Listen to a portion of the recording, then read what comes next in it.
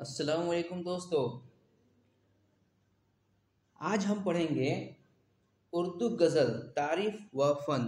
हमने पिछले क्लास में तारीख ज़बान उर्दू पढ़ लिया है, उसका प्रैक्टिस सेट भी कर लिए हैं 2 क्लास में। और आज हम पढ़ेंगे गज़ल उर्दू गज़ल उसकी तारीफ। ठीक है, तो चलिए शुरू करते हैं। गज़ल की तारीफ। गज़ल अरबी ज़बान का लफ्ज़ है। गज़ल का लफ्ज़ गज़ाल से निकला है और गज़ाल हिरन को कहते हैं। यानी एग्ज़ाम में अगर पूछे कि गज़ल किस ज़बान का लफ्ज़ है तो गज़ल अरबी ज़बान का लफ्ज़ है। गज़ल का लफ्ज़ गज़ाल से निकला है और गज़ाल हिरन को कहते हैं। गज़ल हिरन के गले से निकलने वाली उस आवाज़ को कहते हैं जब वह शेर के खौफ से भाग रही होती है। जब हिरन शेर के खौफ से भाग रही होती है तो उसके गले से एक आवाज़ निकलती है, उस आवाज़ को हम गज़ल कहते हैं। अब गज़ल की कई सारे माने हैं, उसमें हम लघुई माने इसके देखेंगे और उसके बाद इस्तिलाही माने देखेंगे। लघुई माने उसे कहते हैं जो हमें डिक्शनरी में या लुगत में मिलते हैं, और इस्तिलाही माने वो कहते हैं जो हम बोल चाल की भाषा में इस्तेमाल करते हैं। तो सबसे पहले हम गज़ल के लघुई माने देखेंगे। गज़ल के लघुई माने औरतों से बातें करना, यानी गज़ल इश्क व मोहब्बत की कल्बी वारदात के तर्जुमाई होती है। अब ये होता है गज़ल का लघुई माने कि औरतों से बातें करना, ये गज़ल का लघुई माने होता है। यानी गज़ल इश्क व मोहब्बत की कल्बी वारदात की तर्जुमानी करना। इसका सही लफ्ज़ जो आएगा एग्ज़ाम में वो ये आएगा कि गज़ल का मतलब होता है औरतों से मोहब्बत के इश्क व मोहब्बत की बातें करना। गज़ल का लघुई माने औरतों से इश्क व मोहब्बत की बातें करना क्या कहलाता है? गज़ल कहलाता है। ठीक है, ये हो गया लघुई माने। अब इसका इस्तिलाह माने हम समझेंगे। इस्तिलाही शायरी में गज़ल से मुराद वह सन्फ नज़्म है जिसका हर एक शेर अलग मज़मून का हामिल हो और उसमें इश्क व आशिकी की बातें बयान हुई हों, ख्वाह वह इश्क हकीकी हो या इश्क मजाजी। तो ये इसका इस्तिलाही माने है, काफ़ी लंबा चौड़ा माना है। इस्तिलाही माने पूछता नहीं है, बहुत कम पूछता है, ज़्यादातर आपको लघुई माने पूछता है। तो इस्तिलाही माने का अर्थ सबसे आसान ये है कि इस्तिलाही शायरी में दोनों का मतलब यही है कि इश्क व मोहब्बत की बातें होती हैं जिसमें वो है गज़ल। अच्छा, गज़ल का हर शेर एक दूसरे शेर से अलहदा होता है, ये भी ध्यान देना है। कोई भी शेर एक दूसरे से मिला हुआ नहीं होता, जो मिला हुआ होता है उसे हम आगे पढ़ेंगे कि उसे क्या कहते हैं। अब देखेंगे हम गज़ल का आगाज़ कि गज़ल का आगाज़ कब हुआ, कैसे हुआ, कहाँ हुआ। गज़ल का आगाज़ फ़ारसी ज़बान से होता है। फ़ारसी ज़बान से होता है, लेकिन गज़ल जो है ये लफ्ज़ अरबी लफ्ज़ है, लेकिन इसका आगाज़ वो फ़ारसी ज़बान से होता है।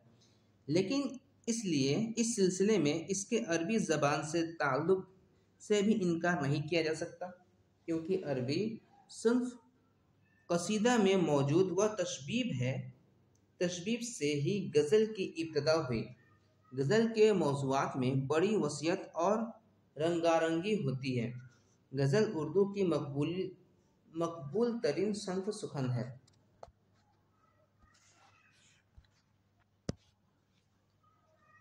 इसकी मखसूसियत हैयत होती है। गज़ल का पहला शेर मतला कहलाता है। इसके दोनों मिसरे हम काफ़िया होते हैं। तो गज़ल का जो आगाज़ है वह कहाँ से हुआ है? ये फ़ारसी ज़बान से हुआ है। गज़ल का आवाज़ जो ईरान का इलाका है वहाँ से गज़ल का आगाज़ हुआ है, लेकिन गज़ल जो है वो अरबी ज़बान का लफ्ज़ है और गज़ल उर्दू की मकबूल तरीन सन्फ़ सुख़न है। यानी उर्दू के सबसे ज़्यादा अगर कोई शोहरत हासिल किया है तो वो है गज़ल ने सबसे ज़्यादा शोहरत हासिल की है। ठीक है, अब देखते हैं आगे हम अगला इस्तिलाहियात। अब इस्तिलाहात में हम देखेंगे गज़ल के पहले शेर को क्या कहते हैं। जब हम गज़ल शुरू करते हैं तो उसमें हम देखते हैं कि उसका जो लाइन है, ऊपर वाला लाइन नीचे वाला लाइन से का आखिरी जो लफ्ज़ होता है वो बिल्कुल मिलता जुलता होता है। जो इसे हम काफिया और रदीफ कहते हैं।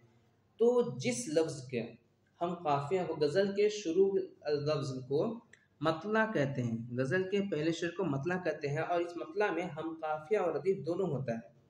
गज़ल के पहले शेर को मतला और आखिरी शेर को मक्ता कहते हैं, जिसमें आम तौर पर शायर अपना तखल्लुस इस्तेमाल करता है। शायर आमतौर पर अपना तखल्लुस इस्तेमाल करता है किसमें? मक्ता में। मक्ता आखिरी लफ्ज़ होता है और मक्ता में ही शायर अपना तखल्लुस इस्तेमाल करता है। अभी अभी हम आगे शेर में देखेंगे कि शायर अपना तखल्लुस कैसे इस्तेमाल किया। अभी हम मतला देखेंगे। मतला के दो मिसरे का रफ़ीफ और काफिया एक हो। देखिए, जो ला कोई भी शेर के आखिरी के दो अल्फाज होते हैं वो आपस में एक दूसरे से मिलते जुलते हुए होते हैं, उन्हें काफिया और रदीफ कहते हैं। तो मतला में दोनों शेर के ऊपर वाले शेर और नीचे वाले शेर, दोनों का शेर का आखिरी लफ्ज़ जो है वो काफिया रदीफ आपस में मिलता हुआ हो, वही मतला कहलाता है। ठीक है। बाज़ में एक से ज़्यादा मतला होते हैं। गज़ल का पहला शेर तो मतला होगा ही, उसको रखना ज़रूरी है, लेकिन कभी कभी ऐसा होता है कि जो शायर है वो दो दो मतला डाल देते हैं, तो दूसरे मतला को मतला सानी या हुस्न मतला कहते हैं। इसके भी दो मिसरों में रदीफ और काफिया पाबंदी होती है। इसके अगर रदीफ और काफिया की पाबंदी हुई तभी तो ये मतलब हुआ। ठीक है। अगला है, गज़ल का हर शेर एक अलहदा इकाई होता है और वह मानवी एतबार से अपने तौर पर मुकम्मल होता है। यानी गज़ल का हर शेर अलग अलग होता है और हर शेर का अपना अलग मतलब होता है। एक शेर के बाद जब हम दूसरा शेर पढ़ेंगे तो पहले शेर से दूसरे शेर का मतलब बिल्कुल अलग होगा। लेकिन नज्म में ऐसा नहीं है। नज्म में पूरा नज्म एक ही बात को कहा जाता है। तो नज्म और गज़ल में ये फ़र्क है, ये आगे हम पढ़ेंगे। इसका दूसरा अशार से मानवी रब्त नहीं होता, लेकिन बाज़ गज़लों में 2 या 3 ऐसे मुसलसल अशार मौजूद होते हैं जिनमें रब्त मज़मून और ख़याल का तसलसल पाया जाता है। ऐसे अशार को क़ता कहा जाता है। देखिए, गज़ल में कुछ शेर ऐसे होते हैं जो एक दो शेर को आपस में मिला जुला हुआ होता है। जो ऊपर कहा गया उसी का कुछ अंश दूसरे शेर में कहा दिया जाता है या तीसरे शेर में कहा दिया जाता है। तो इस शेर को हम गज़ल नहीं, इस शेर को हम क़ता कहेंगे। क्या कहेंगे? क़ता। बाज़ ऐसी गज़लें होती हैं जिनके तमाम अशार में तसलसल मौजूद होते हैं और वह एक दूसरे से मरबूत होते हैं। ऐसी गज़ल को मुसलसल गज़ल कहते हैं। कुछ गज़ल ऐसी भी होती हैं जिनके तमाम जो शेर है एक दूसरे से मिले जुले हुए होते हैं, कुछ बातें उनके ऊपर नीचे होती रहती हैं, तो उन्हें मुसलसल गज़ल हम कहते हैं। ये चीज़ ध्यान रखिएगा। इसका मैं प्रैक्टिस सेट कल कराऊंगा, आज सिर्फ हम इसका थ्योरी पढ़ेंगे। अगला है, गज़ल के अशार की तादाद 3 से 50 तक मुतय्यन की गई है। गज़ल के अशार की तादाद 3 से 50 तक मुतय्यन की गई है, लेकिन आम तौर पर 7, 9, 11 यानी ताक अशार पर मुश्तमिल एक गज़ल होता है। देखिए, गज़ल इसमें कहा गया है कि या तो 3 होता है, 3 से लेकर 50 तक के मुतय्यन की गई है। 3 से लेकर 50 शेर तक आप गज़ल में डाल सकते हैं, लेकिन इसमें ख़ास तौर से जो ताक होते हैं, जैसे 3 हुआ, 5 हुआ, 7 हुआ, 9 हुआ, 11 हुआ, 13 हुआ, ऐसे में जिसे हम विषम संख्या कहते हैं हिंदी में, ऑड, इंग्लिश में ऑड संख्या, ऑड नंबर, इसमें इसको रखा जाता है। तो वही कह रहा है यहाँ पे, ये 7, 9, 11 यानी ताक अशार में मुश्तमिल होते हैं। ये गज़ल जो है ये ताक अशार मुश्तमिल होते हैं। अब बैतुल गज़ल किसे कहते हैं? गज़ल के सबसे बेहतरीन शेर को बैतुल गज़ल कहते हैं। जैसे एक गज़ल है, उसके बीच वाले शेर को सबसे बेहतरीन गज़ल का, जिसे पूरा निचोड़ निकाल दिया हो उस गज़ल में, और उस शेर को सुनते ही लोग वाह वाह करने लगे, यानी सबसे उस गज़ल का सबसे बेहतरीन जो शेर हो वही बैतुल गज़ल कहलाता है। मसलन जैसे मजरूह सुल्तानपुरी का एक शेर का खत्ता मिला है, मैं अकेला ही चला था जानिबे मंजिल, मगर लोग आते गए और कारवां बनता गया। ये एक गज़ल है, इसे कई शेर का एक गज़ल है, लेकिन ये जो है इसमें से एक शेर निकाल दिया गया है और ये जो शेर काफ़ी मशहूर है, मजरूह सुल्तानपुरी साहब का ये शेर काफ़ी मशहूर है। जो कि बैतुल गज़ल के नाम से जाना जाता है, क्योंकि उस गज़ल का सबसे बेहतरीन शेर ये माना जाता है, इसलिए ये बैतुल गज़ल कहलाया। अगला देखते हैं, फ़र्द किसे कहते हैं। देखिए, शेर में हम जानते हैं कि दो लफ्ज़ होते हैं, एक ऊपर वाला लाइन, एक नीचे वाला लाइन। तो ऊपर वाला जो एक लाइन होता है उसे हम फ़र्द कहते हैं, सिर्फ एक लाइन के शेर को हम फ़र्द कहते हैं। जैसे इसको हम देखते हैं यहाँ पे, ये दो लाइन है, एक लाइन ये है और एक लाइन ये है, एक लाइन ये है। तो ऊपर का लाइन एक लाइन फ़र्द हुआ, ये अलग लाइन फ़र्द हुआ, मतलब इसको अलग है, ये अलग सिर्फ एक लाइन लिखा हुआ है तो ये फ़र्द हो गया, या सिर्फ एक लाइन ये लिखा है तो ये भी फ़र्द हो गया। ठीक है, वही चीज़ यहाँ पे कह रहा है कि फ़र्द शायर में एक अकेले शेर को फ़र्द कहते हैं। अगर शायरी में सिर्फ एक अकेला शेर हो तो उसको फ़र्द कहते हैं। मिसरा, दूसरा कहेंगे मिसरा, शेर के एक सतर को मिसरा कहते हैं, मतलब जो एक शेर का एक पूरा मुकम्मल सतर होता है। जैसे ये शेर का ये पूरा मुकम्मल सतर है, ये दो एक मुकम्मल सतर है, तो इसे क्या कहेंगे, मिसरा। ठीक है, अब आएगा मतला। किसी भी गज़ल का शायरी में पहले शेर को मतला या हुस्न मतला कहते हैं। जो मतला शुरू में इस्तेमाल किया जाता है किसी भी गज़ल का, पहले शेर जो सबसे गज़ल का जो सबसे पहला शेर होता है वो मतला कहलाता है, जिसके दोनों मिसरे हम काफिया और हम रदीफ होते हैं। ये मैंने बताया है, दोनों का हम काफिया और हम रदीफ होते हैं। दूसरा जो आता है वो हुस्न मतला होता है। एक मतला के फ़ौरन बाद वाले शेर को कहते हैं, इसे ज़ेब मतला भी कहते हैं। अगर मतला के तुरंत बाद कोई मतला आ गया तो उसे हुस्न मतला कहते हैं। अगर नहीं आया तो उसे नॉर्मल सा गज़ल, नॉर्मल शेर है वो। अगर मतला के बाद तुरंत मतला, अच्छा पहचाने कैसे कि मतलब वो मतला है कि नहीं है, तो उसमें हम काफिया और हम रदीफ होगा, यानी लास्ट का ऊपर का मिलता हुआ जो दो लफ्ज़ है आखिरी का, वही नीचे में भी, नीचे वाले शेर में भी वही मिलता जुलता होगा, तो वो क्या हुआ, मतला हुआ। जैसे सभी दरवाजे होंगे बंद तो ये फैसला होगा, फैसला ये मतला, ये काफिया हुआ, और होगा ये रदीफ हुआ। चलो सभी दरवाजे होंगे बंद तो ये फैसला होगा, चलो तौबा करें तौबा का दरवाज़ा, जो दरवाज़ा है ये फिर काफिया होगा, का दरवाज़ा खुला होगा, तो जो है होगा ये फिर रदीफ हुआ, यानी दोनों मिसरे का आपस में मिलता जुलता हुआ है, तो ये क्या हुआ, मतला कहलाया। ठीक है, अगला देखते हैं मक्ता। मक्ता में के माने कता के मक्ता के माने कता करने के हैं, चूँकि शायर अपनी शायरी का इख्तितामी शेर में अपना तखल्लुस इस्तेमाल करता है। तखल्लुस का मतलब जिस शेर में शायर अपना नाम डाल दे वो शेर तखल्लुस बन जाता है, उसे तखल्लुस कहते हैं। हर शायर अपना कुछ एक नाम रखता है, छोटा सा शेर वाला नाम रखता है उसे, जैसे असदुल्ला खान अपना नाम रखे थे गालिब, ठीक है ना, गालिब उनका नाम नहीं था, गालिब उनका तखल्लुस था, असल उनका नाम असद था, असल नाम उनका असद था, मिर्ज़ा असदुल्ला खान गालिब। तो हर शेर अपना तखल्लुस रखते थे, तो वही लास्ट वाले में उसे मक्ता, जिसमें तखल्लुस रख दिया गया, वही क्या कहलाता था, मक्ता कहलाता था।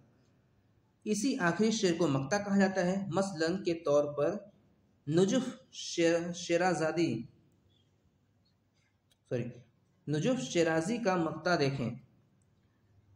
जब से देखा तुझे हाल यह है मेरा, मुझको कहता है पागल ज़माना। नुजुफ लिखा है ना, यहाँ पे देखिए, नुजुफ शेराजी का है, यहाँ पे नुजुफ लिखा है, नुजुफ शेराजी, यहाँ पे नुजुफ, मतलब ये क्या हुआ, मक्ता। ये पूरा शेर क्या हुआ, मक्ता, ये हुआ तखल्लुस, ये हुआ पूरा मक्ता। ठीक है, अगला देखते हैं। अब आएगा उर्दू गज़ल, यानी गज़ल जो है उर्दू में क्या अपना छाप छोड़ा है। गज़ल की उर्दू अदब में कामयाबी और पसंदगी की बुनियादी वजह यह है कि यह हर दौर में अहले उर्दू के जज्बात व एहसासात के साथ निभाने में कामयाब रही है।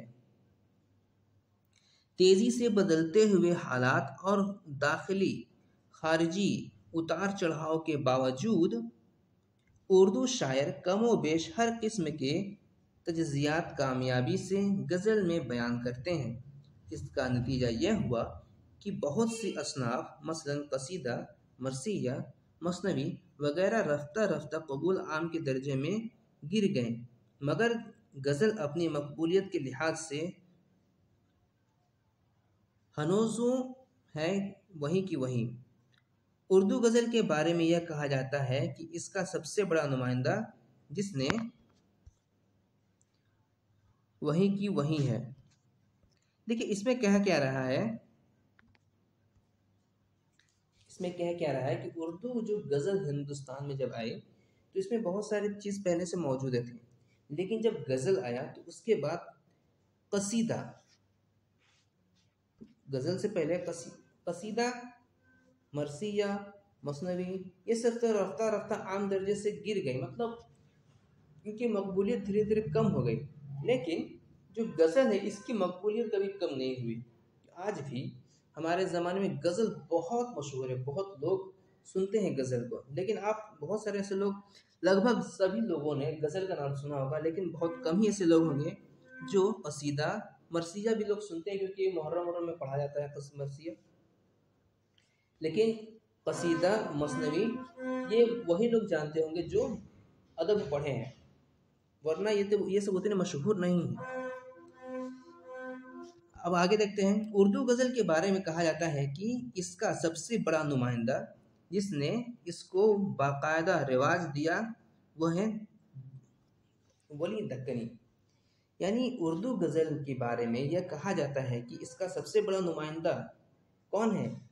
वली दक्कनी है, क्योंकि ये माना जाता है कि शुमाल हिंद में गज़ल तब शुरू हुआ जब दक्कन से वली दक्कनी अपनी गज़ल लेके दिल्ली पहुंचे। अब आगे देखते हैं। लेकिन वली से गज़ल का आगाज़ नहीं होता, इससे पहले हम दक्कन के बहुत से शोरा के यहाँ गज़ल मिलती है, जिसमें कुली कुतुब शाह, नुसरती, गवासी और मुल्ला वजही शामिल हैं। ताहम वली वह पहला शख्स थे जिन्होंने पहली बार गज़ल में मकामी तहज़ीब क़ुदरों को समोया। गज़ल की एक किस्म मुसलसल गज़ल है जिसमें शायर एक ही ख्याल को तसलसल के साथ बयान करता है। डॉक्टर इकबाल, हसरत मोहानी और कलीम आजिज़ के यहाँ तसलसल गज़ल की अच्छी मिसालें मिल जाती हैं। अभी हमने पढ़ा तसलसल गज़ल किसे कहते हैं। शुरू में हमने पढ़ा कि गज़ल का हर शेर एक दूसरे से अलहदा होता है, कोई मिलाव नहीं होता, लेकिन जो शेर एक दूसरे से मिले होते हैं उन्हें तसलसल गज़ल कहते हैं। जब कुछ गज़ल के कई शेर एक साथ एक दूसरे से मिले हुए होते हैं तो उन्हें तसलसल गज़ल कहते हैं। अच्छा, तसलसल गज़ल की शुरुआत दक्कन में तो हो गई थी, लेकिन शुमाल हिंद में इसकी शुरुआत ये तब हुआ जब वली दक्कनी अपनी शेर लेके शुमाल हिंद पहुंचे।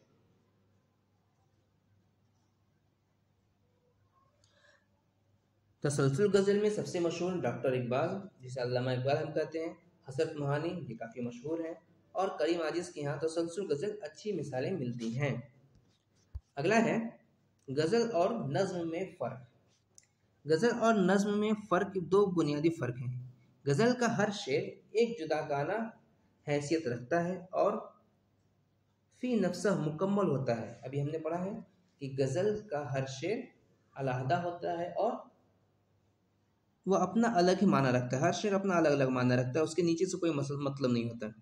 गज़ल का कोई अनवान नहीं होता, जबकि नज़्म अपने मौजू के मुआफ़िक क़वाइद अनवान रखती है।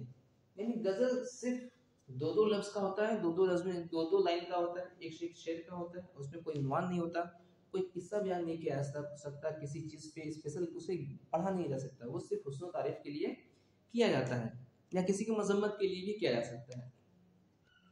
लेकिन जो नज़्म है, नज़्म का ये पहचान होता है।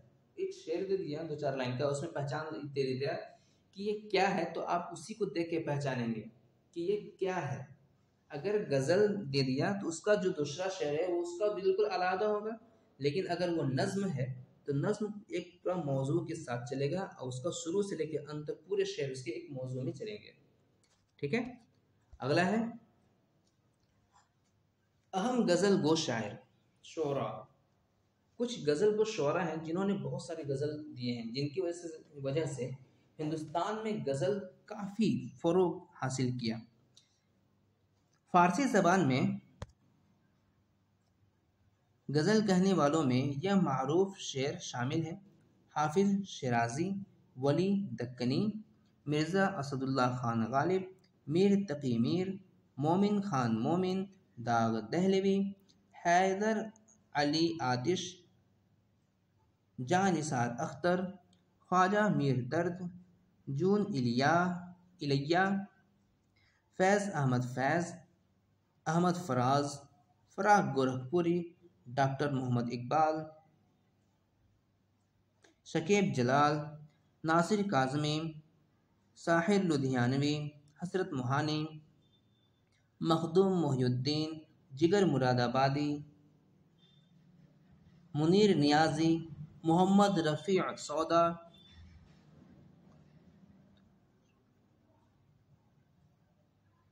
कतिल शिफाई, एहसान सुहेल, मजरूह सुल्तानपुरी, वली दक्कनी का नाम 2 बार आ गया क्या? नहीं, वली दक्कनी और मोहम्मद इब्राहिम ज़ौक़। ये गज़ल गो शायर हैं जो हम आगे इनके बारे सभी शोरा के बारे में हम पढ़ेंगे और ये इन सभी लोगों के बारे में इनकी हालात ज़िंदगी, ये कब पैदा हुए, कौन कौन सी किताबें लिखी, कौन कौन से गज़ल लिखे, कौन से शेर लिखे, कब पैदा हुए, इनके वालिद कौन थे, इनके भाई कौन थे, कहाँ रहते थे, हर चीज़ इनके बारे में पढ़ेंगे क्योंकि हर चीज़ एग्ज़ाम में पूछा जाता है। तो पहले हम इसे ख़त्म करेंगे, उसके बाद इन लोगों के शोरा के बारे में हम लोग पढ़ेंगे। गज़ल की इज्ज़ाए तरकीबी, देखिए हर गज़ल हो, मसनवी हो, मरसिया हो, हर चीज़ का या कसीदा हो, हर चीज़ का अपना इज्ज़ाए तरकीबी होता है और ये ज़रूर पूछता है, हर एग्ज़ाम में पूछता है। तो इज्ज़ाए तरकीबी तो हमें इसका याद होना चाहिए। हैयत या शक्ल के एतबार से गज़ल के इज्ज़ाए तरकीबी कितने हैं? 1 2 3 4। पहला मतला हमने पढ़ा जो पहले शेर को कहते हैं। मक्ता जो आखिरी शेर है, मतला पहला, मक्ता आखिरी। काफिया और रदीफ जो शेर के आखिर में एक दूसरे से मिलते जुलते लफ्ज़ होते हैं उन्हें काफिया और रदीफ कहते हैं। ठीक है, तो गज़ल में ये 4 चीज़ क्या है? अज्ज़ाए तरकीबी है, मतला, काफिया, रदीफ और मक्ता। आज के लिए इतना ही और कल हम पढ़ेंगे इसका प्रैक्टिस सेट लगाएंगे, गज़ल का कल हम प्रैक्टिस सेट लगाएंगे और मिलते हैं अगले क्लास में। तब तक के लिए अस्सलाम वालेकुम। आप हमारे चैनल को सब्सक्राइब करिए और अपने दोस्तों को ज़रूर शेयर करिए।